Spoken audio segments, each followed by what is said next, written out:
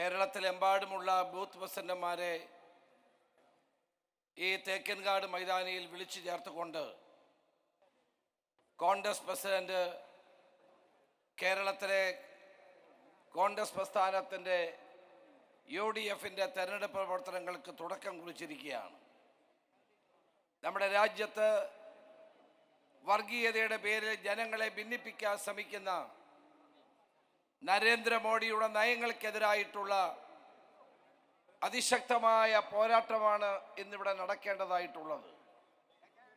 നരേന്ദ്രമോദി തന്നെ തൃശ്ശൂരിൽ 2 തവണ വന്നു. മറ്റൊരാൾ പറയുന്നു ഞങ്ങൾ തൃശ്ശൂർ അങ്ങ് പിടിച്ചെടുക്കുമെന്ന് പറയുന്നു. ആരും പിടിക്കാൻ പോകുന്നില്ല. ഇത്തവണയും തൃശ്ശൂർ UDF വൻപിച്ച ഭൂരിപക്ഷത്തോടെ ലോക്സഭയിലേക്ക് പാർലമെന്റ് അംഗത്തെ വിജയിപ്പിച്ചു വിടും. വർഗീയ ശക്തികൾക്ക് വളക്കൂറുള്ള മണ്ണല്ല തൃശ്ശൂർ എന്ന് നമുക്ക് തെളിയിക്കണം. അതിനുവേണ്ടി ഒരുമിച്ച് ഒറ്റക്കെട്ടായി മുന്നോട്ട് പോകണം. കേന്ദ്രം ഭരിക്കുന്ന നരേന്ദ്രമോദി ഗവൺമെന്റ് കഴിഞ്ഞ 10 വർഷക്കാലമായി ജനങ്ങൾക്കൊന്നും ചെയ്തിട്ടില്ല. രാജ്യത്തെ ജനങ്ങൾക്ക് വേണ്ടി ചെയ്ത നല്ല കാര്യങ്ങളൊന്നും പ്രചരണത്തിലേക്ക് കടന്നു വരുന്നില്ല. ആകെ പറയുന്നത് വർഗീയത മാത്രമാണ്.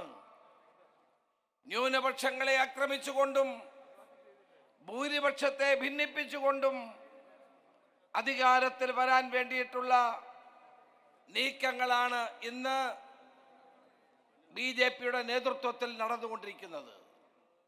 ആർക്ക് ഭാരതരത്നം കൊടുക്കുന്നതിനും നമ്മൾ എതിരല്ല. കർപ്പൂരി താക്കൂറിന് ഭാരതരത്നം കൊടുക്കുമ്പോൾ തന്നെ അദ്വാനിക്കും ഭാരതരത്നം കൊടുക്കുന്നു. ഭാരതരത്നം എന്ന് പറയുന്നത് രാഷ്ട്രീയ നേട്ടങ്ങൾക്ക് വേണ്ടി ഉപയോഗിക്കേണ്ടതാണ് എന്ന് ഞാൻ ഒരിക്കലും കരുതുന്നില്ല. ഇന്ത്യക്ക് വേണ്ടി മഹത്തായ സംഭാവനകൾ ചെയ്ത 50-ലധികം പേർക്ക് ഇതുവരെ ഭാരതരത്നം കൊടുത്തിട്ടുണ്ട്. ആർക്ക് കൊടുക്കുന്നതിന് നമ്മൾ ആരും എതിരല്ല.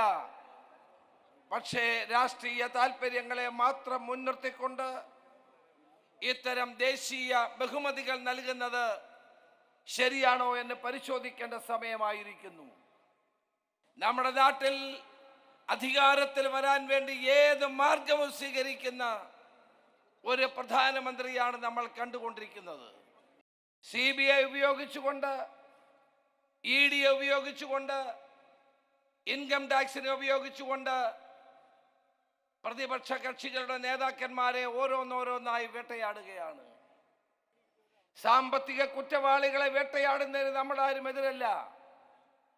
നിസ്സാരമായ കുറ്റങ്ങളുടെ പേരിൽ പ്രതിപക്ഷത്തുള്ളവരെ മാത്രം വേട്ടയാടുന്ന നയങ്ങൾ നമ്മൾ കണ്ടുകൊണ്ടിരിക്കുന്നു.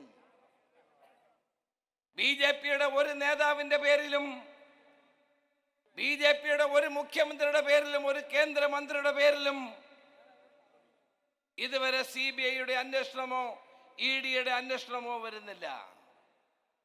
കാരണം ഈ ഏജൻസികളെല്ലാം രാഷ്ട്രീയ താല്പര്യങ്ങൾക്ക് വേണ്ടി ഉപയോഗിക്കപ്പെടുന്നു എന്നുള്ളതാണ് നമ്മൾ കണ്ടുകൊണ്ടിരിക്കുന്നത്.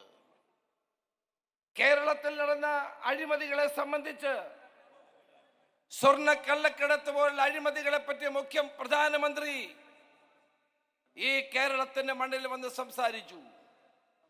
എന്തുകൊണ്ട് സ്വർണ്ണക്കള്ളക്കടത്തുമായി ബന്ധപ്പെട്ട അഴിമതി തെളിയിക്കാൻ കേന്ദ്ര ഏജൻസികൾ മുന്നോട്ട് വന്നില്ല? അവിടെയാണ് CPMഉം BJPയും തമ്മിലുള്ള അന്തർധാര വളരെ വ്യക്തമാകുന്നത്.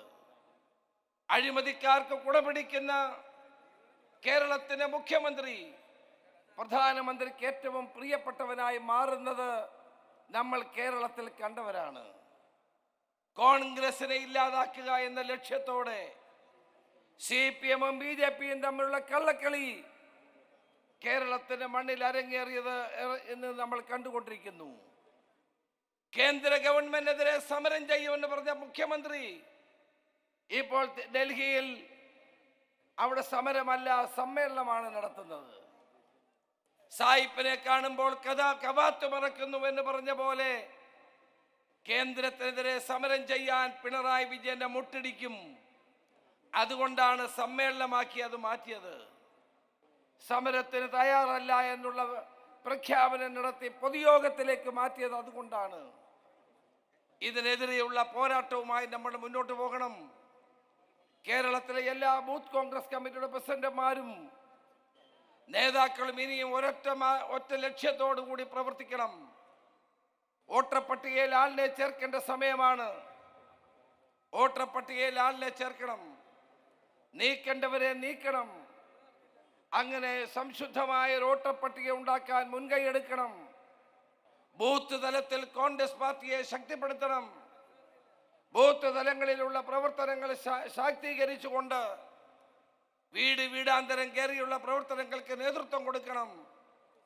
കഴിഞ്ഞ തവണ 20-ൽ 19 സീറ്റ് ലഭിച്ചെങ്കിൽ ഇത്തവണ 20-ൽ 20 സീറ്റും ജയിക്കത്തക്ക നിലയിലുള്ള പ്രവർത്തന പരിപാടികൾക്ക് നേതൃത്വം കൊടുക്കണമെന്ന് മാത്രം അഭ്യർത്ഥിച്ചുകൊണ്ട് എല്ലാവർക്കും അഭിവാദ്യങ്ങൾ നേർന്നുകൊണ്ട് എൻ്റെ വാക്ക് നിർത്തുന്നു. നമസ്കാരം. ജയ് ഹിന്ദ്.